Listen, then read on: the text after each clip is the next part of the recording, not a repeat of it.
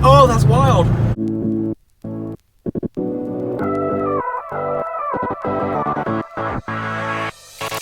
What is going on, guys? Ryan's Jeep Garage here, and behind me, a little special treat for y'all. Now, it's not unknown that the JK Wrangler has a huge aftermarket support out there for it.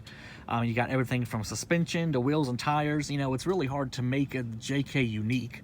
However, what's under the hood of this one definitely makes this unique. That's right, this Jeep is supercharged. This is actually the first generation Ripp Supercharger kit. This is a 2008 Wrangler. The guy that traded it in said that this has actually been on the Jeep since about 2009, so it is one of the original ones. You got the boost controller, you got no aftermarket intercooler. It is just a straight up supercharger kit, and this thing sounds wicked.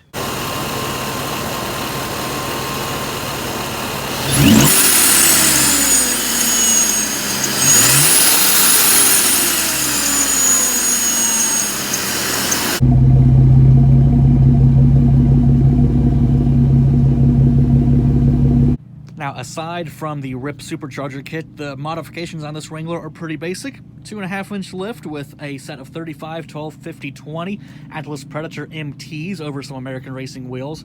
You got a worn front bumper with a worn winch, black grille, and then you've got sliders beneath a set of factory Rubicon rock sliders, and obviously you do have the light bar. Other than that, it's a pretty basic JK. Like I said, it is a 2008. So, I mean, you know, the interior is the old style interior, obviously. And you do have a 4-speed automatic transmission. This Jeep would really shine if this was a 6-speed manual. But still, for a 4-speed, it's really, really fun to rip around in.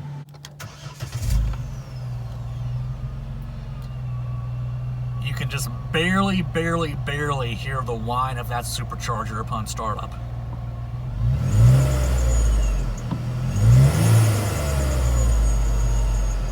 God, I love that noise. So I'm going to do a first gear pull, see what the torque and power is like in first gear. Ready? Here we go.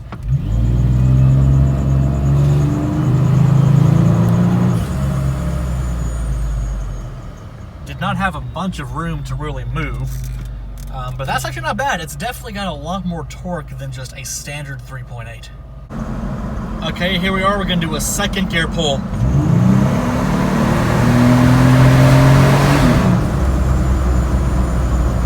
Not blow off.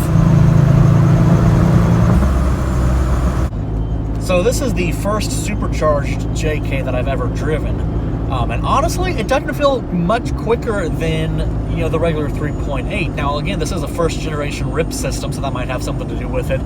I have not driven any of the later systems, so I can't really have anything to compare it with. But, you know, people say when it comes to modifying JKs performance-wise, you're either on the supercharger side or you're on the motor swap side. There's really no in-between.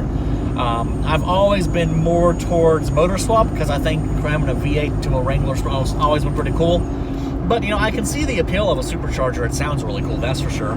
But as far as performance, it doesn't feel any faster than a regular 3.8.